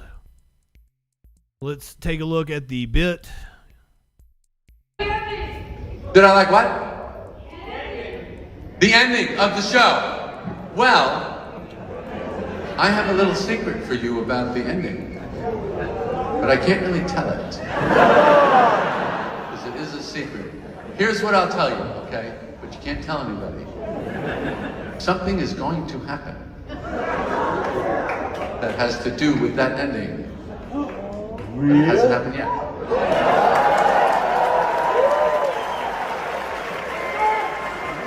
And just what you are thinking about, Larry and I have also been thinking about. So you'll see. Larry loves the ending. I love the ending. I don't know why anybody hates the ending. It's a for those who don't know, it's a two-parter where like they get arrested for violating a Good Samaritan law, and then they bring in character witnesses, which are like all the guest stars throughout the show, to just talk about how much they hate, you know, George, Elaine, Kramer, and Jerry. It's fucking amazing. I don't know why anybody hates it. And I like to leave things alone. I don't particularly want... Favorite show, don't really want to see them tackle it again. Thought the way they did it in Curb Your Enthusiasm was perfect. Seinfeld, generally considered to be among the greatest sitcoms of all time, had what many TV critics and even fans considered to be among the worst series, but I don't get it. So the gang witnesses a mugging in a small town in Massachusetts. Instead of helping, the big city buddies mock the victim, unknowingly running afoul of the local Good Samaritan law. The gang is jailed after so many of their past doings, represented by former romantic partners and other guests wronged by the foursome. You very bad man. Come back to bite them in the butt. Whatever the opposite of a good character witness is, the finale was chocked full of them. It was easy, fitting, and also kind of lazy. What? It was amazing. I loved the ending. But it also wasn't as bad as people remember. Take the final joke in the series, a debate about the button placement on George's shirt, a callback to the first episode. Get the ABC and sometimes D story arcs converging in the end. This was 9 seasons of Seinfeld coming full circle. In theory, it was the perfect Seinfeld conclusion. In execution, it was an hour of mostly setup with a few cheap punchlines. To be fair to Seinfeld and David, the co-creator exited after season 7, but returned to write the finale. How do you end a show about nothing? It wasn't a show about nothing. Anything bigger, Jerry and Elaine get married, no thank you, would have felt out of place. And sticking to the tried and true episodic formula would have felt too small for the moment. 76 million viewers tuned in live, and the commercials cost Super Bowl ad money. We just can't escape the Super Bowl commercial thing, because that's what everybody's kind of banking on. Like, this is going to be like some kind of stupid Super Bowl commercial. Plus, we already had a Seinfeld reunion. It was really good. The 2009 7th season finale of David's Curb Your Enthusiasm concluded with Larry having again quit a Seinfeld production, watching Jerry, George, Elaine, and Kramer run it back. The whole experience was so meta for David and for viewers. He and Seinfeld even had an on-set argument about how their must-see TV show concluded. Larry, we already screwed up one finale. We can't do it again. We didn't screw up the finale. The finale was good.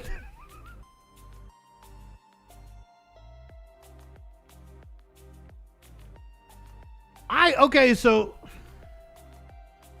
I think Breaking Bad sticks the ending to the show. Dexter fucking sucked. Fuck that ending. And then they come back, they do another season, they win me back over. I'm like, my God, this show's good. And they fucking did another sucky finale. They twice they ruined the ending to that show.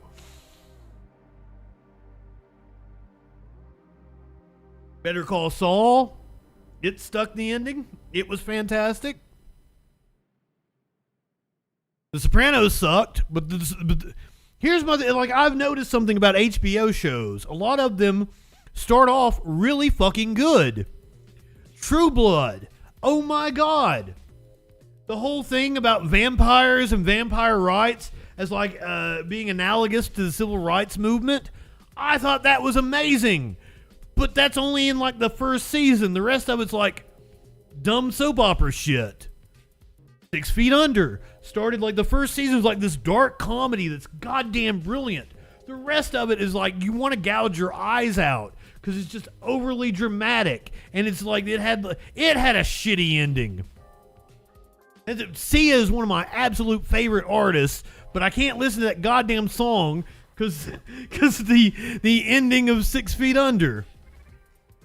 Big Love was amazing the first season, and then just went downhill. The Sopranos, Tony fucking going to a shrink, a psychiatrist, and talking about the changing of the times and how mobsters are fading out and everything. That was great. By the end, it sucked ass.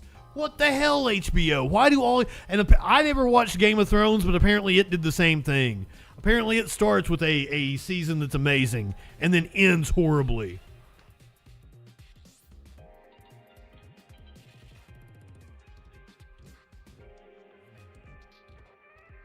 I don't know about Lost. Apparently that ending also sucked because I watched the first season of Lost, and I think the first episode of the second season, I'm like, this ain't going nowhere. I ain't watching this shit anymore.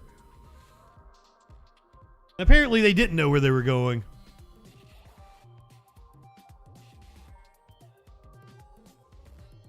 All right, enough about my rant about TV shows. Trump is still speaking. He was on long before I came on. I don't know how long, but he was definitely speaking before I came on. Now, this is something I don't usually do, but I've got a special request for you guys with your animal video tonight. This is a friend of mine, and she had to have an emergency vet visit, and she has the most precious little baby. So, update on Richie, Retro. I'll call him Richie. Retro is his name. She's also an activist. She ran for office in East Tennessee. Fantastic lady. Or Richiella. He is back home, and they still left the catheter in today because he still had a lot of... He had a blockage. Urine still, but it's clearing up more, but they wanted to leave it in again for another day. And I've got him eating right now. He's got the cone of shame. He's eating out of a teacup. He's let's see. He's very fancy. He's eating fancy feast out of a fancy teacup. So he's got to stay in here another night because like his bag and everything is still attached to him. Oh, poor baby. Oh, it's over here. Now, people have been really generous and taken care of most of the bill. She only has a couple $100 left on the bill, so I'm hitting you guys with the Venmo. You can throw her a couple bucks, please do. That's her Venmo in the chat. Amber-Riddle-33. And but it's clearing up. He's doing a lot better. He's eating. He got a ton of fluids today at the vet. They just ran fluids all day long. And now he's eating wet cat food and literally going to town on it. I'm glad the baby is feeling better. So he's doing all right. We just have to just keep hand feeding him because that cone keeps him from. Look how sweet those eyes are. But anyway, I just wanted to make an update. He is doing so much better. He's so cute. Reggie, you're so adorable. I know it. Yes, Reggie, right here. Oh yeah, eat that off your cone. Come on, you're almost done. You almost finished that entire can. Oh, I know it. You're so hungry. All right. Well, I'll do another update tomorrow and let everybody know how he's doing. They will probably take the catheter out tomorrow, but right now he just gets to stay in the kennel for a little while. So, update on Retro. I'll call him Richie. Or Richie. So she just got a couple $100 left on her vet bill. Back home. And they still left the catheter in today. You can toss her a $5 or something to her Venmo. I would greatly appreciate it. Retro would greatly appreciate it. It's clearing up more, but they wanted to leave it in again for another day. And I've got him eating.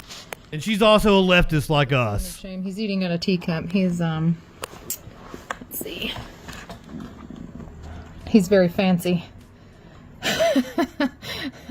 He's eating fancy feast out of a fancy teacup. So he's got to stay in here another night because, like, his bag and everything is poor still baby to him. Oh, he bit me. No, it's over here. And but it's clearing up. He's doing a lot better. He's eating. He got a ton of fluids today at the vet. They just ran fluids all day long. And now he's eating wet cat food and literally going to town on it. So he's doing all right. We just have to just keep hand feeding him. Those eyes keeps him from bending down or something. I don't know. Sweet baby. But anyway, I just wanted to make an update. He is doing so much better. He's so cute. I'm glad to know he's feeling better. I know it. I hope he makes a full recovery. We're rooting for you, Retro. Go ahead, light one up, tip one back. It's all right to have a little fun before you hit the sack. I'm JustinFREAKIN. We'll see you tomorrow night on the Troll Patrol, live